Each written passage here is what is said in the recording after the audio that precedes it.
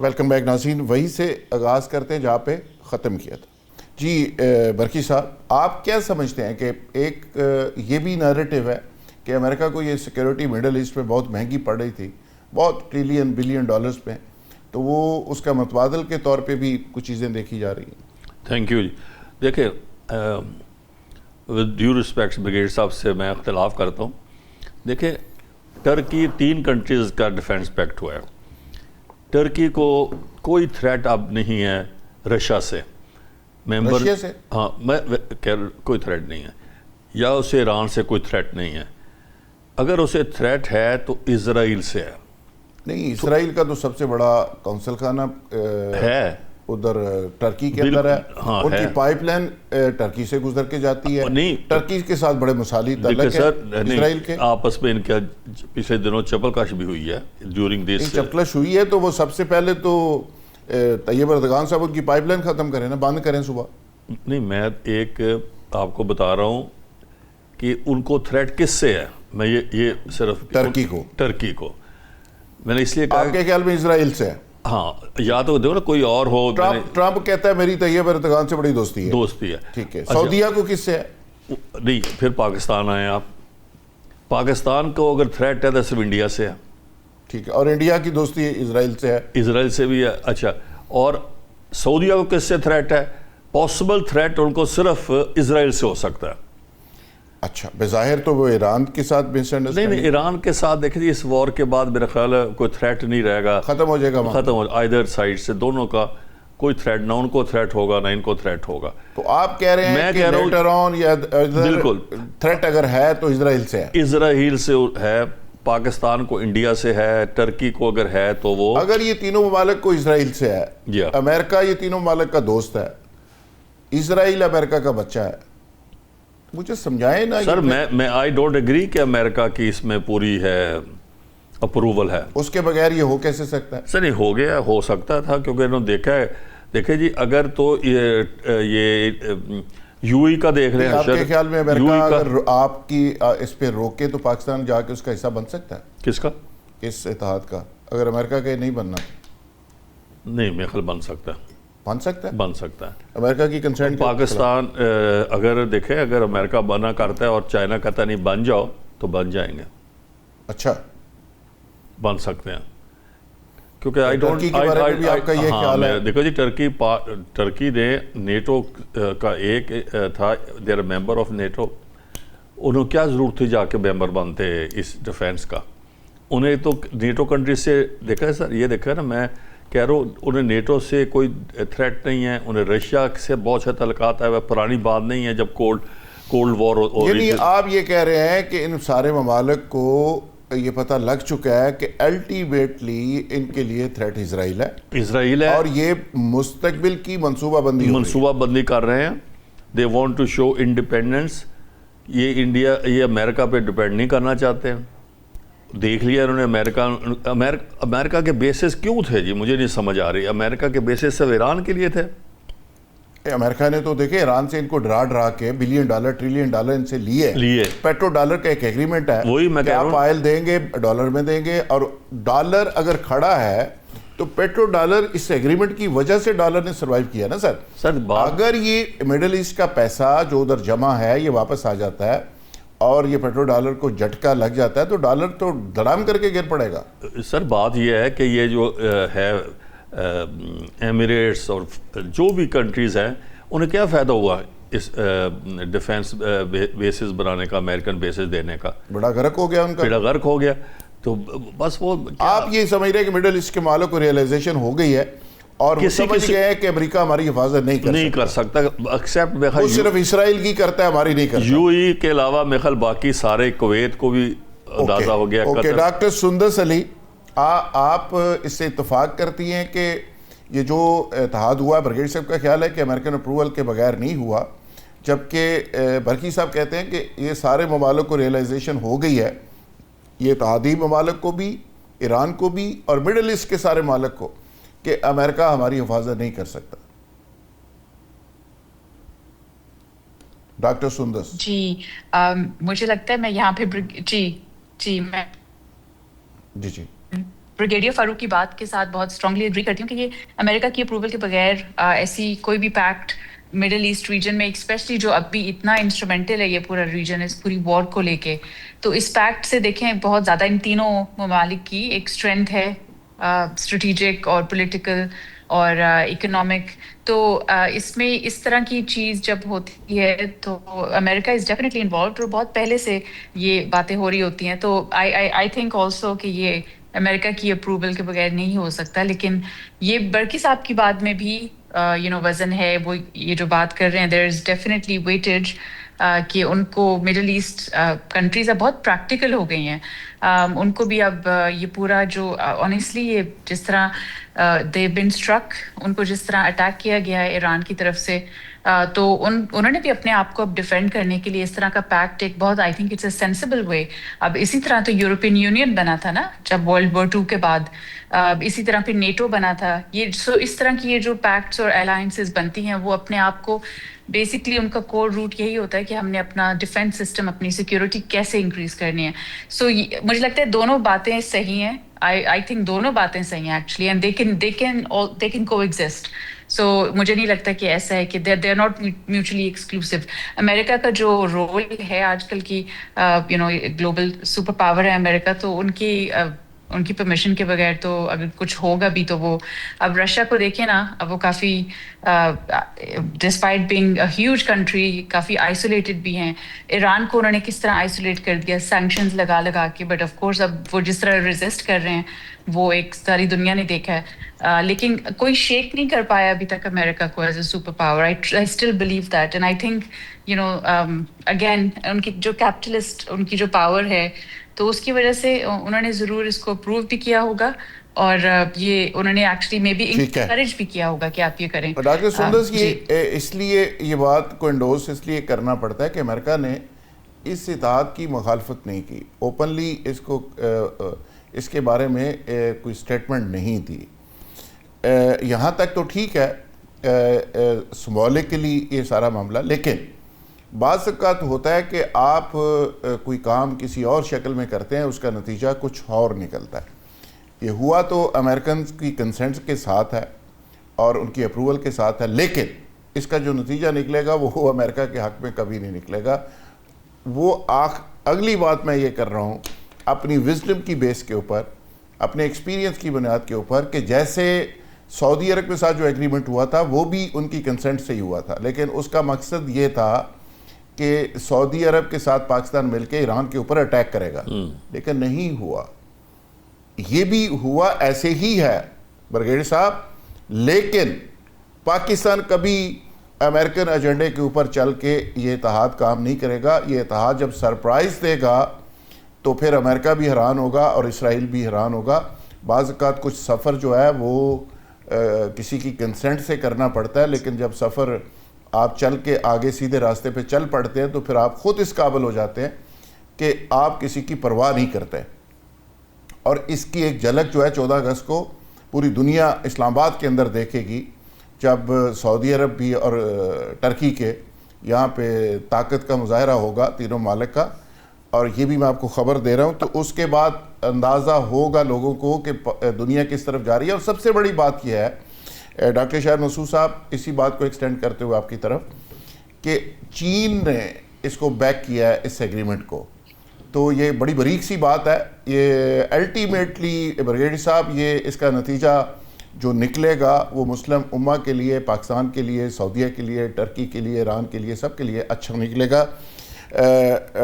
برسٹر شاہد مسعود صاحب, آپ کو کیا لگ رہا ہے جی بالکل صحیح برسٹر شاہد مسعود صاحب کہ آنے والے دنوں میں یہ جو بھی فیلڈنگ لگ رہی ہے امریکن لوزر ہیں اور امریکہ کو مڈل ایسٹ سے نکلنا پڑے گا, سٹے کرے گا یا سٹے کر سکتا ہے؟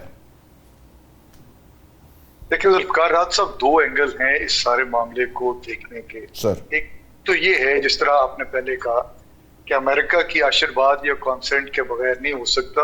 تو اگر میں تعلقات دیکھوں اس وقت کے انکمبنٹ گورنمنٹ کے, پاکستان ہو یا ترکی ہو یا سعودی عربیہ ہو, they are very close to United States. تو یہ ریئلسٹکلی ہم یہ کہہ سکتے ہیں کہ ان کی کانسنٹ کے بغیر نہیں ہوگا. لیکن دوسری سائڈ جو دوسرا اینگل ہے وہ ہے ہمارا وشفل تھنکنگ کا, جو ہماری خواہش ہے.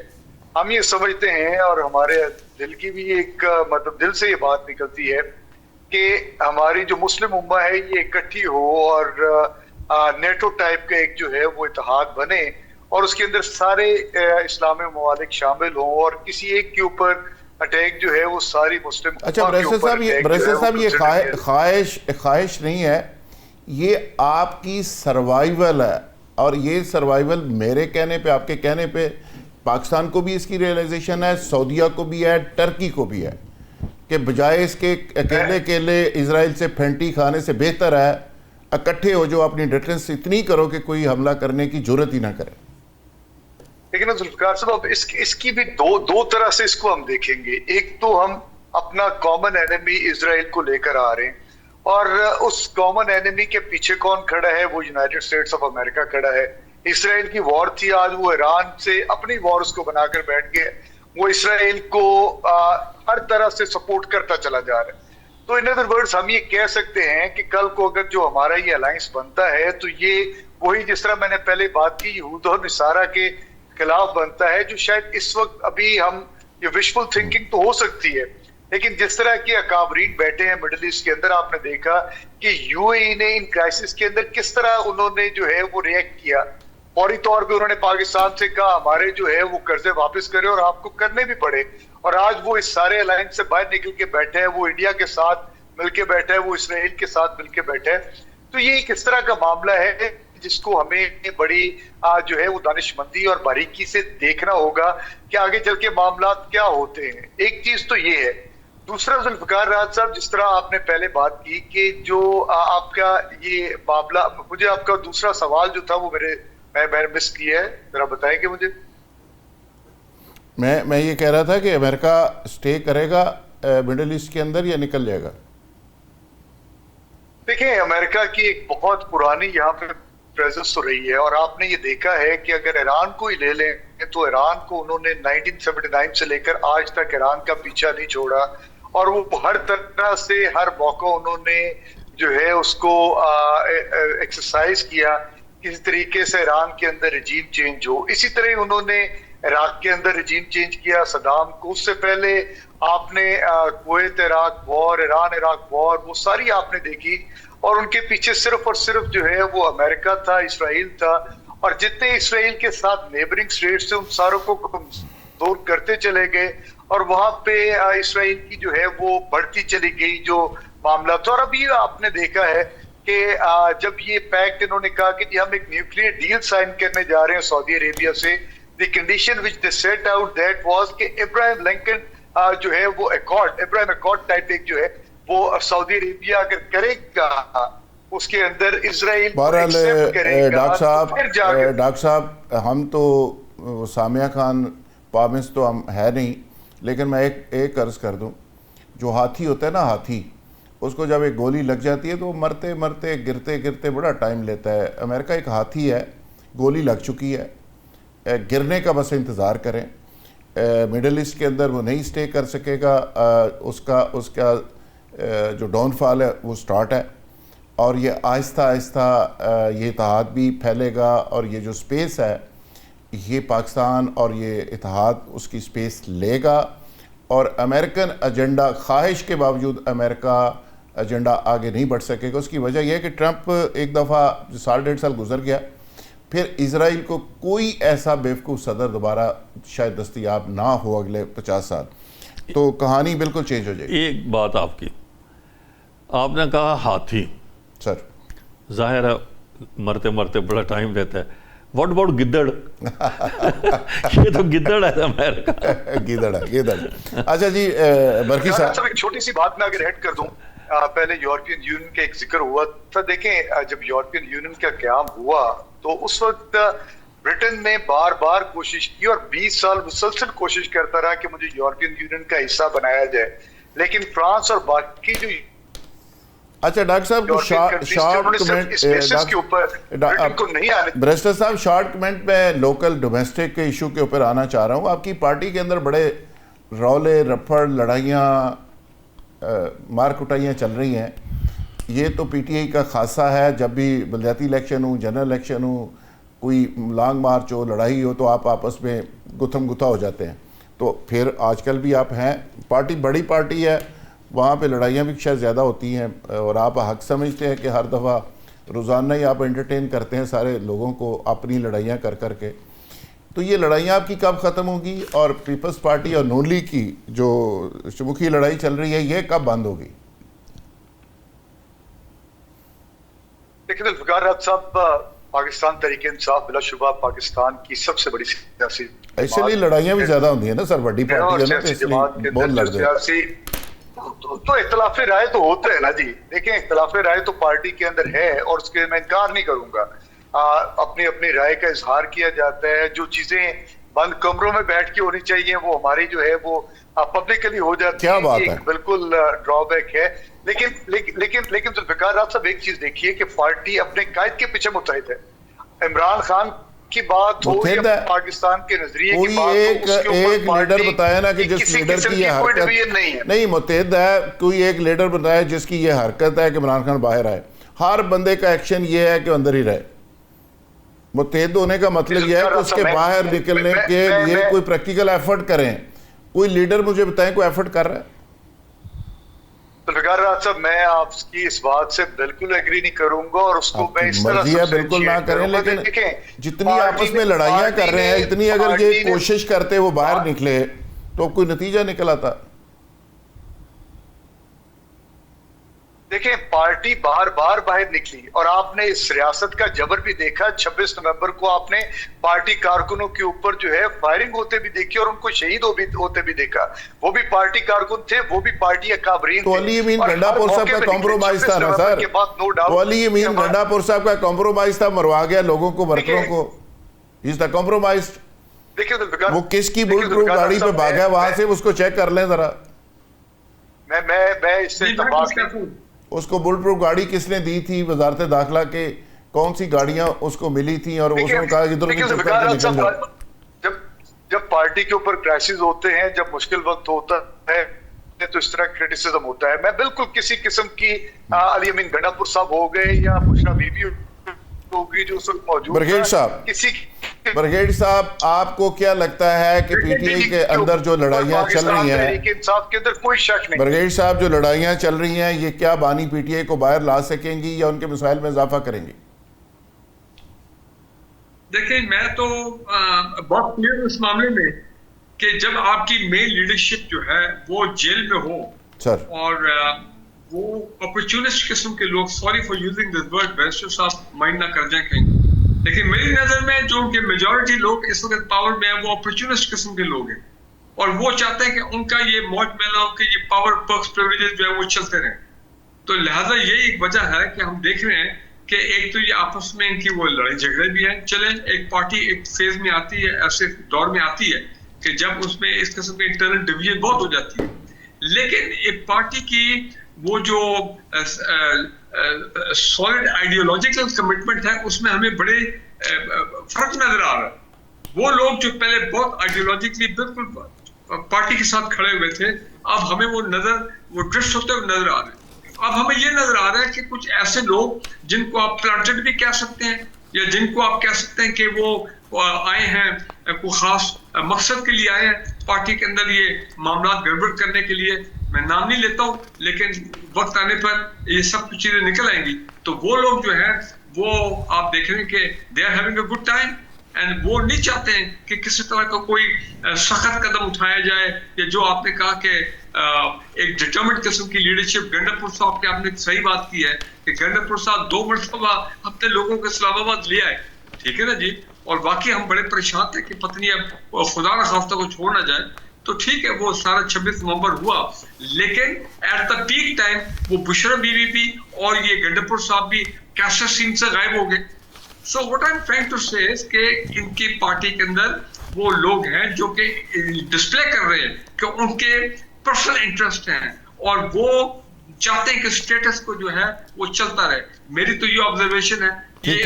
ڈاکٹر سندس آگے ایک جملہ آگے 27 ستمبر آ رہا ہے، اور میں تو یہ سمجھتا ہوں کہ اس میں بھی ان کی لیڈرشپ جو ہے وہ مجھے بالکل وہ سالڈ اور فرم جو ہے وہ نظر نہیں آ رہی ہے. ڈاکٹر سندر سی یہ 27 کی کال سہیل آفریدی صاحب نے دے دی ہے. علیمہ خان کہتی ہیں کہ 2 مہینے کی کال دے دی ہے, ہمیں پوچھا تک نہیں کیا. یہ پی ٹی آئی کے اندر کیا ہو رہا ہے, آپ کیا آبزرو کر رہی ہیں؟ جی ذوالفقار صاحب, پی ٹی آئی میں کافی 3 سالوں سے ایکچولی اوبویسلی ایک لیڈرشپ کرائسس ہے. And what I've observed is کہ دیکھیں جب الیکشنز ہوئے تھے اس کے بعد بہت ہی ایک ان کو اسٹرانگ بوسٹ ملا تھا الیکٹرلی. they felt very confident and on the basis of that اس کے بعد جو نومبر 26 کو پروٹیسٹ پوری گیلونائز کی گئی, آرگنائز کی گئی, وہ ایک مومنٹم تھا. اور ڈونلڈ ٹرمپ کے الیکٹ ہونے سے پہلے ایک پریشر بھی تھا. اور اس وقت مجھے یاد ہے کہ پھر اس امریکہ میں there was a lot of lobbying going on. جو وہاں کے اوورسیز پاکستانیز ہیں انہوں نے اتنے بلز پیش کیے اور بہت سے سینیٹرز کو, کانگریس مین کو اپنی سائڈ پہ کیا کہ الیکشنز کو آپ اکاؤنٹیبل کریں, آپ کویشچن کریں. اور میری اپنی رپورٹ بھی ڈونلڈ لو کی جو ہیئرنگ ہوئی تھی اس میں وہ کنٹریبیوٹ کی گئی. تو یہ سارا مومنٹم تھا. لیکن اب اس کے بعد نومبر 26 پہ جو ہوا, unfortunately it was such a dark day. اور اس میں مجھے لگتا ہے کہ جس طرح پی ٹی آئی کی لیڈرشپ نے اس ٹائم اس کو مس ہینڈل کیا, ان کی پوری جو وہ ایک, مجھے لگتا ہے that was the only time جب ایک ہم کہہ سکتے ہیں ایک ریل مومنٹم ہوا تھا. اس کے بعد سے اٹس بین ڈاؤن ہل انفارچونیٹلی.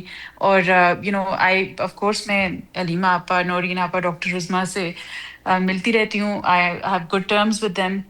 ابھی میں عمران خان کے لیے بکس بھی لے کر آئی ہوں امریکہ سے, تو وہ بھی میں ان کو کل دینے گئی تھی. تو میں ان کو ملی اور میں نے ان سے پوچھا کہ اب 27 سپٹمبر کا کیا آپ کا ارادہ ہے.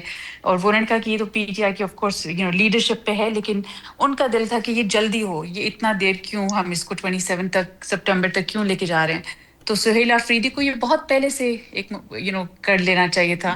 لیکن unfortunately what I think Zulfiqar صاحب اس کے اس طرح کے لانگ مارچز بہت سے اناؤنس ہو گئے ہیں, but they have not led to a productive آؤٹ کم. بالکل ٹھیک ہے. لانگ مارچ پاکستان کے 77 سال کی کہانی ہے جی. کوئی لانگ مارچ, کوئی تحریک, کوئی مومنٹ پاکستان میں کبھی کامیاب نہیں ہوئی. یہ میری سٹڈی ہے کہ جس کو کامیاب کرنے والے محرکات پیچھے ساتھ نہیں ہوتے. جس تحریک کے پیچھے نہیں ہوتے وہ ناکام ہو جاتی ہے, جس کے ساتھ ہوتے ہیں پھر تحریک گھر سے چلتی ہے تو وہاں ہی کامیاب ہو جاتی ہے 1 گھنٹے کے بعد. جی برقی صاحب. سر دیکھیں, گراؤنڈ ریالٹی یہ ہے کہ اس وقت پنجاب میں, فرنٹیئر میں سب سے زیادہ پاپولیرٹی جو ہے ہماری پارٹی میں نہیں ہے ہم کو, پی ٹی آئی کو ہے, جو گراؤنڈ ریالٹی ہے.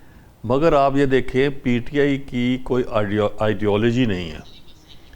ایک عمران خان کی پرسنالٹی کے پیچھے وہ سارے لوگ اس کے فالوورز بنے ہوئے ہیں. آپ کہتے ہیں کیوں نہیں موومنٹ چلتی. پاکستان پیپلز پارٹی ایک آئیڈیالوجی تھی, سوشلزم کہہ دیں, جو بھی کہہ دیں. تو ایز سون ایز بھٹو صاحب واز اریسٹڈ سپٹمبر اکتوبر 77 میں موومنٹ چل پڑی تھی. مین لیڈر جو تھا وہ جیل میں تھا بھٹو صاحب. آپ نے دیکھا ہے ہر شہر, ہر قصبے میں پیپلز پارٹی کے جلوس جلسے تھے. کوئی ہمیں ڈائریکٹ بھی نہیں کر رہا تھا, سارے تو جیل میں تھے. اور جو جیسے آپ پی ٹی آئی کے کئی لوگ ہیں اس طرح ہمارے بھی تھے, جتوئی صاحب, پیرزادہ, حفیظ پیرزادہ, یہ مولانا کوثر نیازی, یہ سارے بھاگ گئے تھے. تو لوگ اتنا, کیونکہ آئیڈیالوجیکل بیس پہ پارٹی بنی تھی تو لوگوں نے آگ بھی لگائی, مرے بھی, پھانسیاں بھی لگی, اور ہماری موومنٹ چلتی رہی. ایم آر ڈی بھی ہم نے بنائی سوائے محترمہ بڑی بیگم صاحبہ کے, باقی تو کوئی نہیں تھا. بے نظیر بھی باہر تھی, بی بی شی جو تھی. تو وہ یہ ڈفرنس ہے ہمارے میں یا سکسیسفل پروٹیسٹ میں اور عمران خان کی پارٹی میں. اچھا, عمران خان کی صرف پرسنالٹی کے ارد گرد گھومتی ہے, کوئی ان کی آئیڈیالوجی نہیں ہے کہ وہ کیا کرنا چاہتے ہیں پاکستان میں. دس از دا ڈفرنس, اس لیے وہ مطلب ہے سکسیسفل نہیں ہو رہے. اوکے برقی صاحب, تھینک یو ویری مچ. تمام مہمانوں کا بہت شکریہ جی. آج ہم نے کوشش کی کہ ڈومیسٹک پی ٹی آئی کی جو سچویشن ہے اور جو پاکستان کی سیاسی صورتحال ہے اس پہ بات کرتے ہوئے انٹرنیشنل جو ایران اور امریکہ کی جنگ ہے اس دونوں کا احاطہ کیا جائے. تمام مہمانوں نے کھل کر بات کی, اختلاف بھی تھا, اتفاق بھی تھا. تمام مہمانوں کا بہت شکریہ جی. کل انشاءاللہ نئے پروگرام کے ساتھ دوبارہ ملاقات ہوگی. تب تک لیے اجازت. بہت شکریہ.